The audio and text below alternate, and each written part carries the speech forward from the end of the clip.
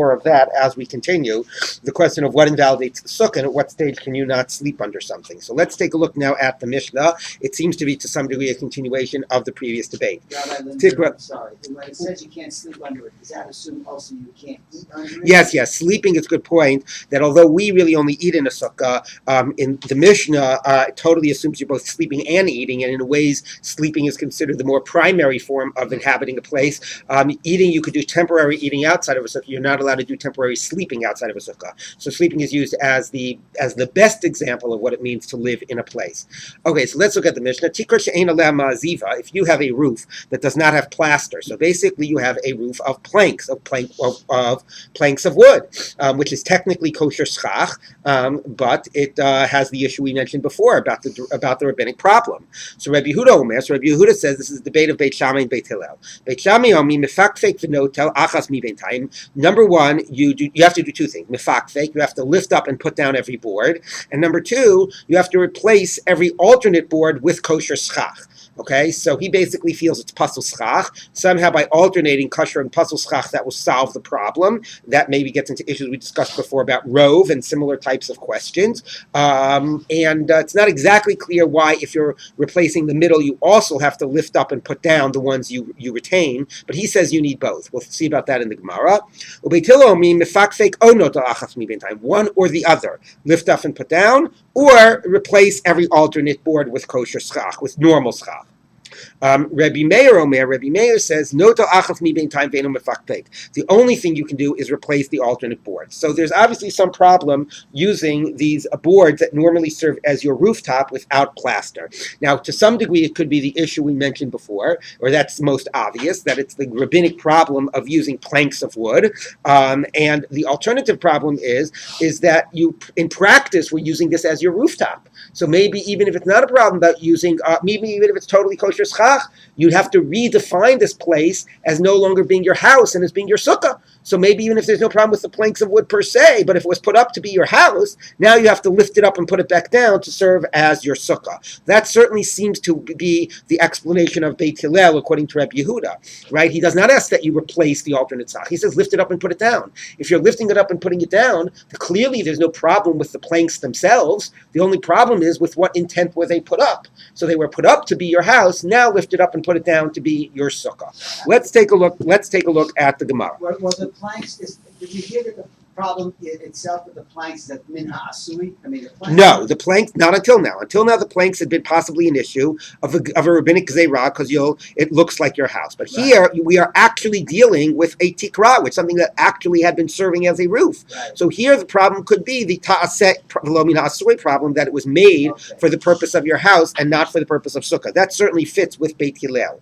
Let's take a look at the Gemara. Bishlema Beit Hillel Tamayu, see, exactly channeled Dov Laria, or vice versa. It makes sense that Beit Hillel Tamayu Mishum Tasev Lo Min Asui. Their problem is that it said you should make it and it should be pre-made. Now this is pre-made in the sense that, so it's kosher schach, but it was made as a house and it can't automatically become a sukkah. So you need to make it again as a sukkah. If you pick it up and put it down, avilei masa, you're doing a new act. Now you're making it as a schach, as a sukkah. And if you switch the alternate ones, maybe even forgetting ideas of rove, maybe that's just maybe doing an action with the majority of the things defines the entirety of the thing. So maybe that makes it like you remade the schach by remaking every other one. So either way, the problem is that intrinsically it's kosher schach, but the problem is you have to put it up for the sake of shade. That's fine. Ella Beit Shammai mai tamayu. What's Beit Shammai's reasoning that they say you need to do both? If it's intrinsically kosher schach, and the only problem is why it was put up, so b'chadasagi. So just do one. Either certainly lifting up and putting down should suffice, right? So why do you need to do that and to alternate? Imishum gzeras tikra. Now let's say the problem is, like we mentioned in the previous Mishnah, these are the wide boards, and therefore it's rabbinically the boards are intrinsically invalid. Forget why you put them up. It's the rabbinic invalidity of boards, the gzeira that you're of roofs. So if that's true, so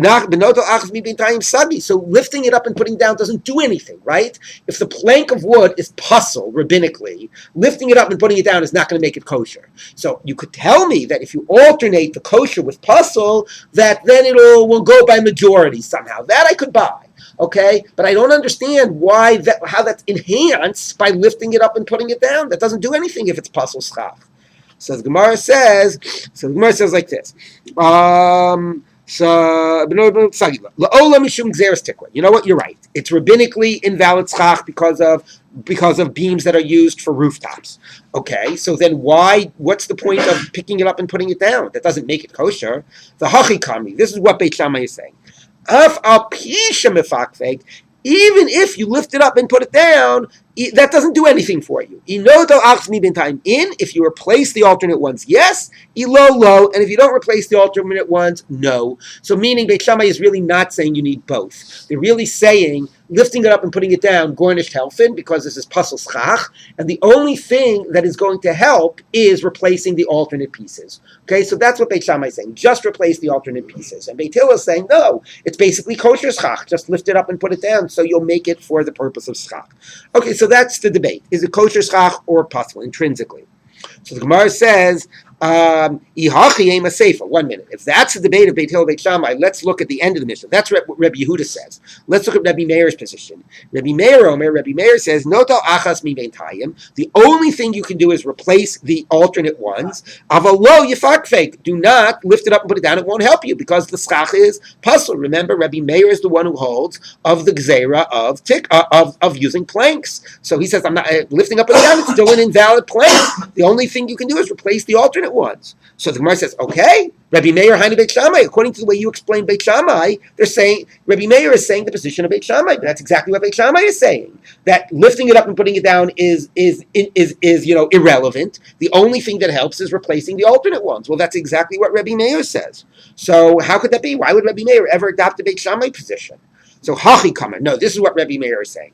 Lo nechlaku Beit Shammai Beit Hillel, but no, Rabbi Yehuda says it's a debate of Beit Hillel, Beit Shammai, which basically means Rabbi Yehuda is saying, hey, Rabbi Meir, you're a Beit Shammai position. You don't like the planks, and you think that there's a gzeira about planks, and you need to replace the planks with kosher schach, then that's very nice. That's Beit Shammai. I'm going like Beit Hillel. Beit Hillel says planks are totally fine. If they were made for your roof, you pick them up, you put them down, you do a new action, but the planks are totally fine. And Rabbi Meir says back, excuse me, that was not the debate. There was no debate. My position is the consensus. Everybody actually says what I'm saying. So there's a debate of Rabbi Yehuda and Rabbi Meir if there's a debate of Beit Hillel, Beit Shammai. Okay? So now we still are back to the two basic positions where Rabbi Yehuda is saying it's kosher schach. You just have to lift it up and put it down because it was made to serve as a rooftop for the normal year. And Rabbi Meir says it's invalid and you have to replace it with the alternate ones. Okay, now the Gemara says my kamashmalon. So then, what is this Mishnah teaching me? What is at the core of this debate? Whether the planks are kosher or not? The Rabbi Meir islay gzeras tikra. The core of the debate is that Rabbi Meir holds of the gzeira of using planks of wood. Rabbi Yehuda leislay gzeras tikra, and Rabbi Yehuda does not hold of that gzeira. Right? That's going back to the previous Mishnah. That's the debate here. Whether there's an addition, whether the planks are intrinsically invalid. They already debated that in the previous Mishnah. We taught yesterday. Masachim ben Isarim, Diva Rabbi Yehuda. Rabbi Yehuda says you can use planks of wood. Rabbi Meir Osim. Rabbi Meir says you can't. So that's just applying the debate here. Rabbi Meir says even if you pick them up and put it down, they're still invalid planks. You got to replace alternate ones at least. And Rabbi Yehuda says they're not invalid. Just pick it up and put it down. So the Gemara says, so why are you repeating the debate? So I'm Rabbi Chia bar Abba, I'm Rabbi Yochanan, Reisha ben Isarim Meshufi Maskinan, Meshum Gzeras Kalim Naguba. So he has a radical reread of yesterday's Mishnah. Yesterday's Mishnah about using planks of wood is not about a concern of rooftops. There is not a debate of planks for rooftops if they're, let me reframe that. If the planks are wide, like are really used for a roof and are wide enough for that, like our Mishnah, yes, there'll be a gzeira tikra, and that's the debate of our Mishnah, today's Mishnah, whether there is a gzeira of wide planks of wood. Let's say the planks of wood are not wide. Yesterday we said everybody would say it's okay. He says, No, I'm going to create a new problem. Let's say it's a thinner plank of wood, but it's nice and it's a sanded down. Yes, It's absolutely so right. well, 1 minute. So it's nice. You basically have made it so it's nice and it's made and it's manufactured and it's smooth. He says now that's technically not a kli because it's wood and it doesn't have a base kibble, a receptacle, but it's something that could very easily be used in practical terms as a kli. It's on the way of being made as a kli. It's nice and it's sanded and so on. So maybe the debate before was not wide planks of wood and xeris tikva. That's our debate. The debate before was thin planks of wood and whether that's a concern that it's too close to being a vessel. A completely different debate. We were told right, a 2x4. We were totally wrong yesterday. It wasn't about it looking like a rooftop. It was about it looking too much like a vessel. So the Gemara does not like that. The Gemara says, Rav Yehuda Amar Rav, the Amar, Bechitzim Zechar Mksher, 1 minute. But a few days before that, we taught that if you used male sort of pegs, wooden pegs, it's kosher because there's no receptacle. Binikeva psula. If you use female wooden pegs, like you sort of would screw them together, so that would be invalid because that has a receptacle, right?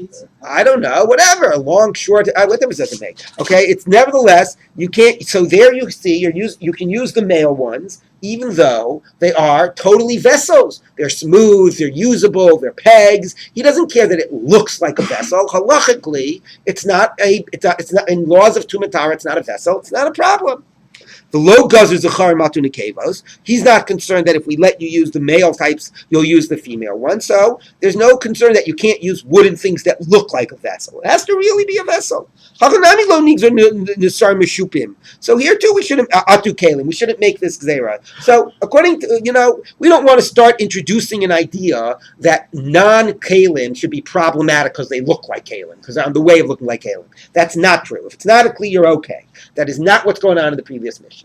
So if yesterday's Mishnah is like we said yesterday, a concern of wide planks because it looks like a rooftop, then what's the point of repeating the debate here? So we're back to that question. No, let's see the answer. Ella akarchach reisha pligi b'zeres tikra. So we see that we're not introducing a new gzeira. So the problem yesterday was wide planks and it looks like a rooftop. And now we're saying that's exactly what they're debating here. Whether those planks have to be replaced or can they just be picked up and put down. The iflagu b'tarti zimnei lamali. Why do you have to debate twice?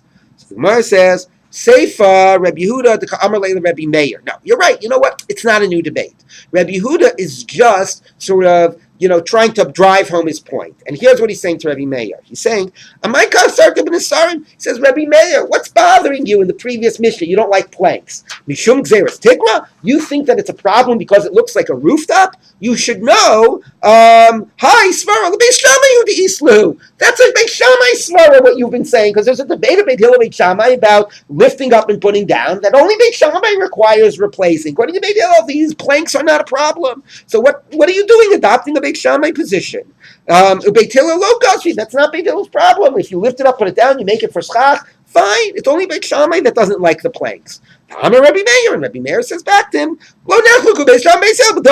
excuse me, I don't believe it's a debate of Beit Hillel Beit Shammai. What I believe is I'm saying is Divrei Hakol, and that there is a problem with planks. So a very nice explanation. Our mission is a straight application of the debate of Rabbi Yehuda and Rabbi Meir. The only chiddush is that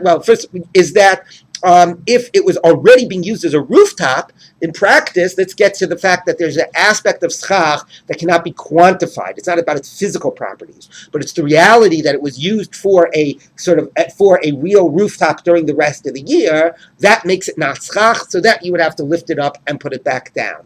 Okay, but that's what Beit Hillel says. But otherwise, it's not a problem if you don't believe planks are a problem. If you do believe planks are a problem, then if you alternate the kosher ones, it's okay. Kosher with puzzle. Now, it's not so clear why alternating makes it good. Right? Because so what? You still have half puzzle, half kosher. You say that 50-50 is okay. You look at the majority. Remember, we learned before that even when we say you look at the majority, you need it to be intermingled. Here it's not intermingled. Here it's side by side. So why would that be okay, even if you did, intersperse it? So I'll get back to that in a minute. Let's just get to the Mishnah. But that's actually, I think, the more interesting part of the Mishnah that the Gemara is not drawing out as part of the Chiddush. Where would you sit? Well, where would you If you sit? didn't accept Well, it. one way to understand it is just if it alternates, you go by the majority or you go by 50%, and if 50% is kosher, you look at the totality and you say that it's kosher. But the problem is that until now, A, we thought you needed 51%. We're going to get to that in a second. But B, we thought we needed it intermingled, and it's not intermingled here. So how does that solve it? So since I raise it, I'll just tell you. Tomorrow later we'll discuss it. But basically, the idea is like this. If you have here, right? Well, I'm trying to think how you do it. If this is, right, the puzzle stock, these are the planks, right? And this is the kosher stock. Okay? So it's just you alternate, right, four tefachim of each. It's not, if where would you sit, right? It's saying, and why is it a kosher sukkah if it's not looked at one mass? So one explanation the Gemara gives is that you start on the other side in the reverse order. So by the time you get to the middle, you actually have 8 tefachim, and you bend the walls, and you say dofen akuma. Okay, that's an answer the Gemara gives later. That's not the pshat here, and the pshat here really fits with a position we will see later, which we don't paskin like, but a position that says that 4 tefachim of pasal schach does not invalidate a sukkah. The sukkah is kosher, even though it alternates. The only thing is you can't sit under the pasal schach, but it doesn't invalidate the sukkah. Remember, the previous Mishnah said if you have a plank, just don't sit under it. So the simple reading of that is not dofen akuma, which is what I was saying yesterday. I was sort of introducing that from Rashi. The simple reading is, okay, you got 4 tefachim of pasal schach, fine. It doesn't invalidate the sukkah. The sukkah is kosher. They're just sections which are kosher and sections which are pasal. It's all a kosher sukkah, but you can only sit under the kosher schach. Okay, and that would be the point of our Mishnah. Alternate it. And if you alternate, at least you will have still a kosher sukkah, because 4 tefachim does not invalidate, okay, and just make sure to sit under the kosher schach. But actually we don't paskin that way, but that is the simple read of the Mishnah. That you don't have to say it's all kosher, it's all, like that would be if it's intermingled, you just have to say make sure you're sitting under the kosher section. Yes? One is, why do we keep using the language of it like the chazik kli? In other words, it's not the language here. Like it really is sort of part. It's at some stage on the way. Yeah, but it's not a halachic vessel yet. So it's we only have now. You could say let's create a new standard of vessels, but you know what? The same is true by like muktzah purposes, where in terms of defining what's a vessel for muktzah, we often look at tumantara. Why? Why is that relevant for sukkah? Why is it relevant for tumantara? Well, for sukkah it is relevant because the principle is not kli. You remember the principle by sukkah is makabel tumah. So by sukkah, it's totally relevant, okay? By other cases, it's just if we have an entire 30 prakim, Maseches Kelim is 30 prakim long, okay? We never learn it, but if we have 30 prakim of Shas devoted to what's Kelim, and we have a halacha that cares about Kelim, we're probably going to use those models, because those are very well-developed models, okay? But here, it's not in principle a point about Kli, it's a point about Makabel Tumah, all right? Let's finish this up. So the Gemara says like this: Hanicha Rav. So now you've explained this Mishnah beautifully, according to Rav, that it's a debate of Rabbi Yehuda and Rabbi Meir about whether we have Gzeras Tikra. Remember, Rav said that it was a categorical debate, that Rabbi Yehuda didn't hold of any Gzeras Tikra. You could use planks, absolutely no problem. Rabbi Meir held of it, and that's exactly what they're debating here. Can you use the planks on your rooftop if you pick them up and put them down? That's fine, according to Rav, because Rabbi Yehuda completely rejects any concern of using planks. Hanicha Rav. That even when they have 4 tefachim, they debate. To Rabbi Meir, Islik Zerstik, or Rabbi Yehuda Leislik Zerstik. That's fine. Then we can explain that they're debating the rooftop here. Because a standard rooftop, if it was a real rooftop, the Gemara assumes it would obviously have planks that were 4 tefachim wide. Like the Gemara is not even willing to consider the alternative. If it's something that's really used as your rooftop during the year, then your planks, I guess they're beams anyway, but your planks will be 4 tefachim wide. So that works according to Rav, that even there, Rabbi Yehuda rejects the problem, and Rabbi Meir holds of the problem. Shmuel, Damar b'shein ben arba machlokes. They only debate less than 4 tefachim. Aval yesh ben arba adiva kol psula. But if it's 4 tefachim, everybody says it's invalid. And again, the Gemara only is willing to consider that a house will be made with planks of wood that are 4 tefachim wide. So if that's true, why is Rabbi Yehuda saying it's okay? He should hold that these planks are a problem. So, Seifa b'mai pligi, what are they debating at the end?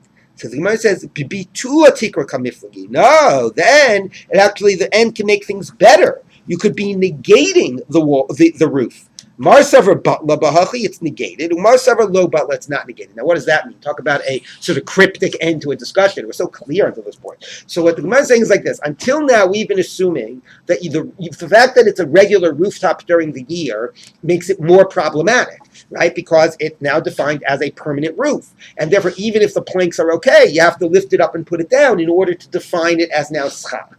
What the Gemara is saying is, maybe we could even be saying that this is making it better than the normal invalid schach. A normal plank is invalid. Why? It's normally invalid because it'll look like you're making it as a normal roof. But if you go up there and something that was your normal roof, and you lift it up and you put it down, you're basically making like a big announcement. I know that this is not, this type of normal roof isn't good, and this is only good because I'm doing it intentionally for schach. And somehow doing that and lifting it up and putting it down, all of a sudden makes it valid. Now, and therefore, yes, Rabbi Yehuda holds that there's a problem. This Mishnah is a big chiddush. The Rabbi Yehuda is saying lifting up and putting down can transform it and make it clear that it actually is not seen as a rooftop, but seen as schach. And maybe that's why it could explain Beit Shammai, who needs both. That if you do two things, you redefine its identity, but doing only one thing doesn't redefine its identity. But you have to admit it's quite bizarre, because we ended yesterday by saying that this plank of wood, even if you positioned it like this, in a very unusual way, and even if it wasn't functioning as a normal plank, right? Remember, if you turn it 90 degrees, it's still invalid. Once the rabbi said it's invalid, they made it like a bar, a metal pipe, right? So it doesn't matter. It's intrinsically invalid. I don't care if you do something to demonstrate it's not a rooftop. It doesn't matter. And now, all of a sudden, we're saying you take this stuff, which is rabbinically invalid, you lift it up and put it down. Oh, now it's okay, right? And in general, we hate it when our general principle is like no plug. Somebody's going to come along and say, oh, you made something a problem because you're afraid about this. Don't worry, I got it taken care of. I'm going to do this and this, and it won't be a problem for me. What we say is, are you kidding? Like, it's a general rule. We're not going to start making distinctions like that based on each individual person. So, and here, all of a sudden, in order to fit it according to Shmuel, we're saying, how does it become good according to Rabbi Yehuda? You lift up and then, now you've made it clear what this is about, so therefore the gzeira goes away. Okay, it's a very difficult sort of explanation of the Mishnah. The simpler explanation of the Mishnah is clearly like Rav, that they debate even, Rabbi Yehuda categorically rejects the problem, and therefore he has no problem with the planks. The biggest problem would be that it was used for your house, so tassiv lo min asui, so you lift it up and down, but fundamentally the planks are okay.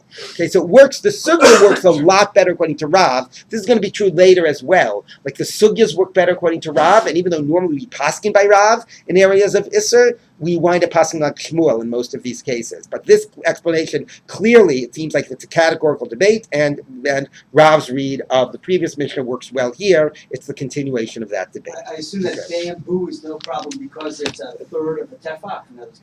It's thin, right? Yeah, so thin, exactly. And the fact that they're hollow doesn't matter.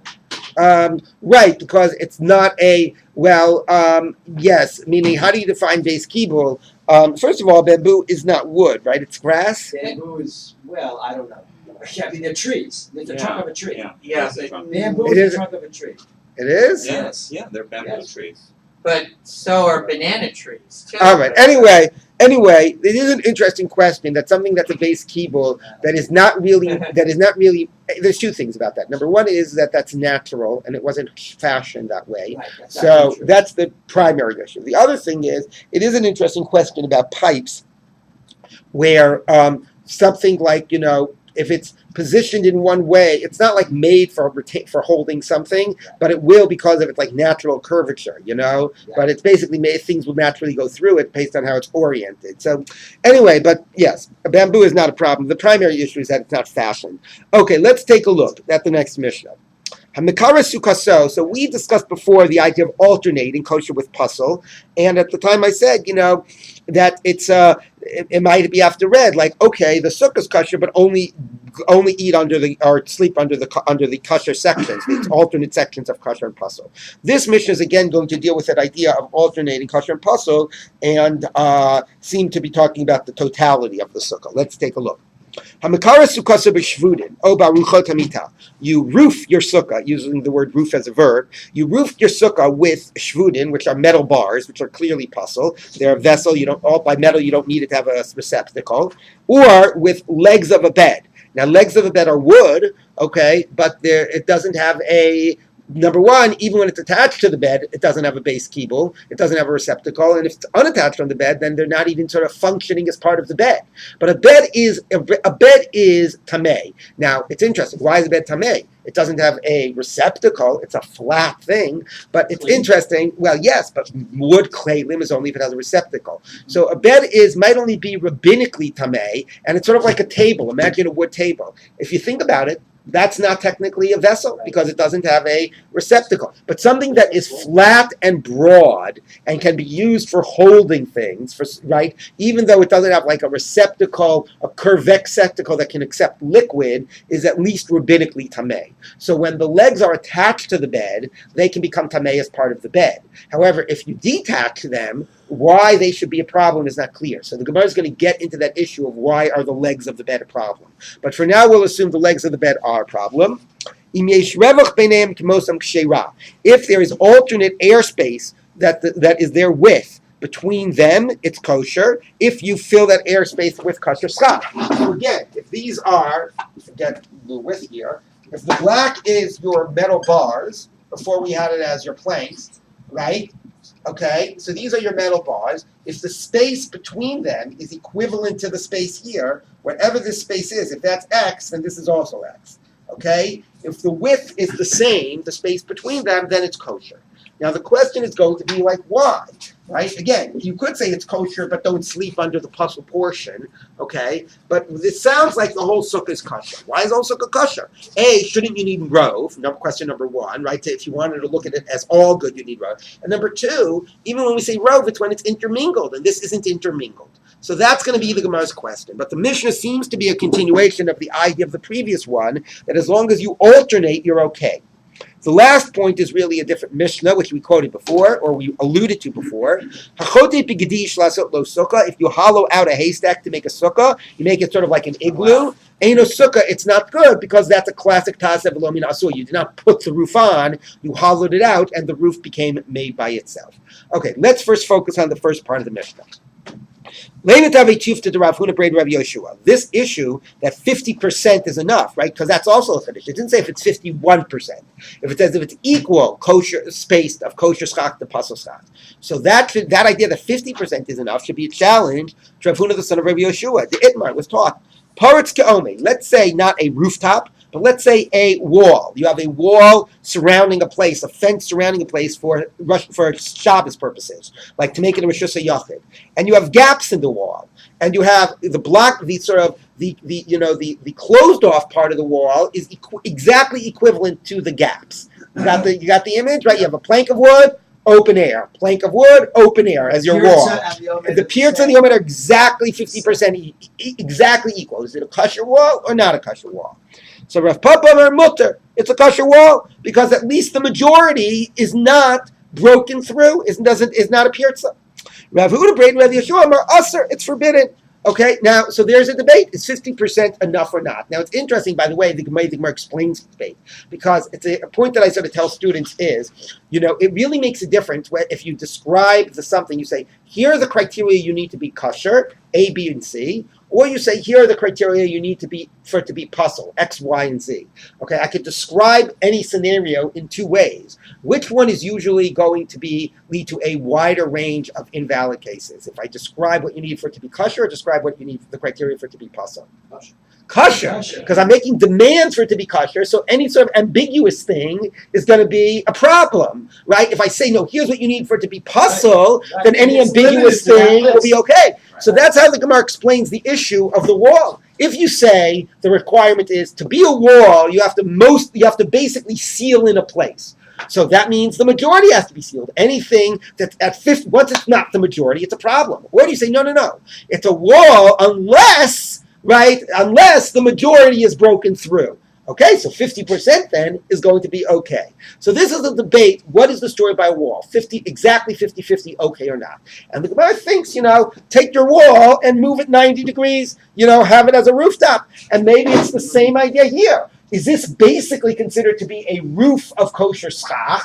Maybe if the majority of it is, even though it alternates, even though it's not a mixture, if the majority of it is roofed by kosher schach, that's considered a rooftop, or maybe not. It assumes it's the same debate. So according to the one who says by the wall, 50% is not enough, how does he explain this Mishnah?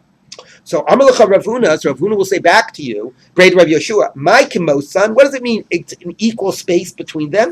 B'nichnas v'yotzei doesn't literally mean equal. It means it can go, you can put something in and out easily. So there's a little extra space for putting in the kosher schach. So you could put in the size of a kosher schach equal to the size of the puzzle, which means the actual gap is a little bit bigger. Okay, so therefore you actually are going to have a little bit more kosher schach. Okay, so now the Gemara says, "Vaha efshar l'tzamtzem." Now this is a big, and thankfully we're saved by a huge Tosfos, because there's this big question whether it's ever possible humanly to determine something is exactly 50%. You could say, we're never going to be able to measure things perfectly. So any halacha that deals with the question of what if it's exactly X really has to assume that we might be a little bit off, and is really dealing with the question of what if it looks like it's exactly X, but it's never really going to be exactly X. Okay, and that's EF something. As opposed to F something says, no, whatever it looks like, either you're physically able to do it, or that is what it is in terms of the world in which we live. If that's how you measure it, then that's its halachic definition, and therefore you can have something that's exact, because we'll go by the way that you measure it. This huge dosis is to try to figure out how we paskin and contradictions and sugyas, whether we say F shalat samsein or EF shalat samsein. So anyway, the way Rashi reads the question is, the way Rashi reads the Gemara's question is, why do you have to say there's a little extra space, even though the Mishnah makes it sound like it's exactly the same? It must be you're assuming that that it's not possible to measure it exactly. So we're saying, we really don't mean exactly same. We mean a little bit more. But the Mishnah says, but it is possible to be exact. And if the Mishnah says exact, we should assume we're talking about exact. So the Gemara's answer is, Amarav Ami b'ma'ativ. Okay, it's not that it wasn't possible to be exact. It is possible, but you're intentionally adding a little bit extra schach. So again, it's really repeating the same answer, that the case in the Mishnah is that there's more kosher schach than pasal. Rava says, even if the space is no bigger than the pasal schach, the space, the air between them, even if the space is no bigger, this space is exactly the same. You're not intentionally adding extra kosher schach. But what we're talking about is these are long planks, and your kosher schach is going to be shorter, and your kosher schach is going to be supported. These are your cross beams, your pasal schach, and your kosher schach is going to be supported like this. Well, guess what? If your kosher schach is supported like that, it's more than 50%, right? Because you've got the extra amount that's needed to go over in order to support. Mm-hmm. So because we're talking about cross beams, therefore naturally an equal space here will mean more kosher schach. The whole issue of tzamtzem is irrelevant. In this case, right. Now I do want to say something that Tosfos understands. Tosfos actually says that there's a girsa EF charlotte tzamtzem as opposed to F charlotte tzamtzem. I won't work into the girsa, but I do want to say that Tosfos understands one of the questions of the Gemara is not just can you have 50% or 51%. One of the questions of the Gemara is really according to either approach. Even if you have 51% here, how is it kosher? It's not intermingled. It's all, like we discussed before. It's very nice, you have 51%, but that's only when it's all one big unit, right? How does it become looked at as one big unit? And the answers are either b'ma'adif, so ma'adif means, yes, you squeeze it in, but you squeeze it in so much that a little bit sort of rides up on top. Okay, that's one explanation. Like you really push it into a little rides up on top, or you actually do it in the opposite direction. And because it a little bit is covering, and they're not completely separate zones, you can look at it as one unit and go by 50% or 51%. So that's interesting. For Tosfos, the idea of being intermingled, so you go by the Rove rule, doesn't have to be completely intermingled. As long as it's a little bit riding on top, or a little bit being supported, that makes it intermingled, and that lets you go by Rove. You don't need to have the girsa by what? What's the status? Yeah, it's unrelated to the girsa. What's the status when does this overlap? Which wins out? Well, that's the point. Well, the overlap here, you have a majority of kosher, because the kosher is more, because it's filling the same space, and going over. So it's got but it overrides that this puzzle under. Exactly. According to this, because the Tosfos is a conclusion, because we're looking at it as intermingled now, not just a majority, but intermingled, you don't have to only sit under the kosher sections. You can sit under all of the schach. Everything is judged by the majority, and it's looked at as kosher schach. Even if it's not literally intermingled physically. Right. Well, to some meaning, there's some overlap. There's a nice Meaning, picture No, I mean the overlap, but it's laying on Right, top and still right, considered- exactly. Meaning that's a good point. Meaning even like this, Right. it's distinguishable. Like here, if you did this, right, and you did. If I only have flat arm. If only my arm was a base keyboard. Anyway, okay. If you did this, right, so you can say it's like in a formalistic way, it's intermingled because one is on top of the other, as opposed to like this, they're not even on top; they're completely separate zones. But you are absolutely correct that even when it's on top, it's completely distinguishable. It's not like some homogeneous mass, right? And nevertheless, so according to Tosfos, this is a big chiddush of a very low threshold of what you need to be considered intermingled. And once it's a little bit of an overlap, you can then go by rove.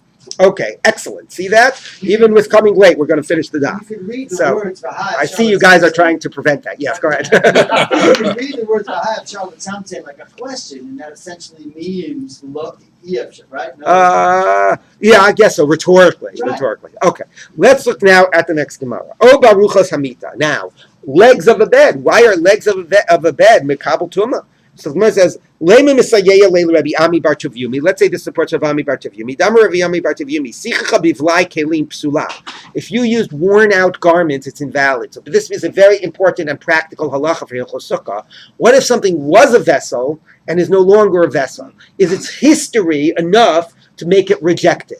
It's not makabel tum anymore, but rabbinically we might reject it. That's like shivrei kalim, right? You broke something; it used to be a vessel. You can imagine that. Let's say you were breaking apart some old, cabinet or something, getting rid of your cabinets, breaking it up, and it was right before Sukkah. So say, hey, don't throw that out. Let's use that for schach, right? Can you use something that used to be a vessel? So he says, if you have old garments, it's invalid. So that seems to be the idea. The legs of a bed were a vessel when they were attached to the bed. Now they're detached. So they're really not mekabel tumah. It's really like a broken bed, but it still remains invalid because it used to be part of a cleave. Let's say that's what's going on here. But it says not necessarily. So just like Rav Chanan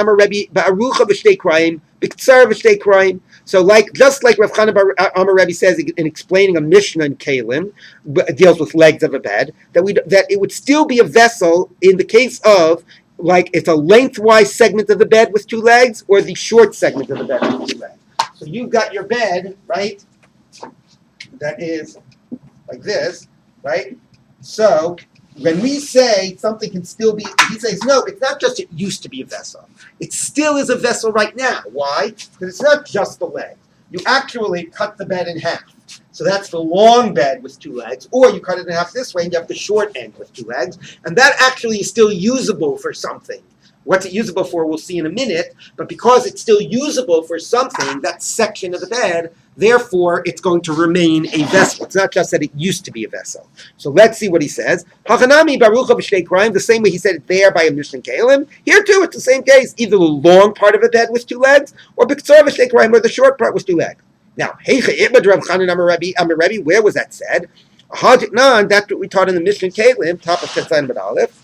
Mita mitam as chavila umitaheres chavila. A bed only becomes tamei as one complete unit, and only becomes Torah as one complete unit. So, meaning if it became tamei, you can't put it in the mikvah segment by segment. You have to put it as a whole unit into the mikvah, and it only becomes tamei. Once it's in segments, it's no longer the same vessel, and it cannot become tamei. It's no longer a kli. Divrei Rabbi Eliezer. That's what Rabbi Eliezer says. Chachamim homim, and the Chachamim say mitamas evarim. It could still become tamei if it's in segments. Umitaheres evarim, and you can also put the segments in a mikvah, so it still is considered a bag even when it's segmented. Now, by the way, Tosfos points out that we are dealing with a bed that's not really broken, but a bed that is made to be assembled. And when it's in segments, part of the reason the Chachamim say that these weird things are still vessels, besides how the Gemara is going to say they can be used in certain ways, is because also your plan is to reassemble the bed. So therefore, it partly still has its identity as a bed and as a kli because it's going to be reassembled. But you still need to have some function now. So what function is it going to have in order to be considered a bed right now, or a vessel, even given that it's going to be reassembled? So my niyu. So what type of a segment of the bed would still become tamei in its segmented form? So my nihu. I'm Rabbi Chanan. I'm a Rebbe. Arucha b'shtei krayim, k'tzar b'shtei krayim. It's half of the bed. So l'may chazio. What would you use that for? L'mismechinu aguda, to support it on a wall. What were those things called? Are they Murphy beds? You support it on a wall. U'lemesiv alayu, and to sit on it. Umishti ashli, and to throw some ropes to secure it. So basically it means if you have a half a bed like this, you can take the half a bed and put it against a wall. Okay? So if it's a short part of a bed, you put it against a wall and you use it as a chair. If it's a long part of the bed, you put it against the wall, and if you're thin enough, you can lie down on it. Okay? So because you can still, now of course, the funny thing is you can't use it like that. You need to support it with legs underneath. You need to tie it up. So that's why Tosa says it's not really a vessel on its own. It's that use plus the idea that you're going to reassemble it. So that's what gives it a status for the Chachamim of a vessel and Mekabel Tumah, and that could be the explanation of the Mishnah, as opposed to the alternative explanation, which is since it was a vessel, it remains invalid as Chach. And that question is still an open question, which we will continue to address as we continue. Yeah, identity of this object then as a clear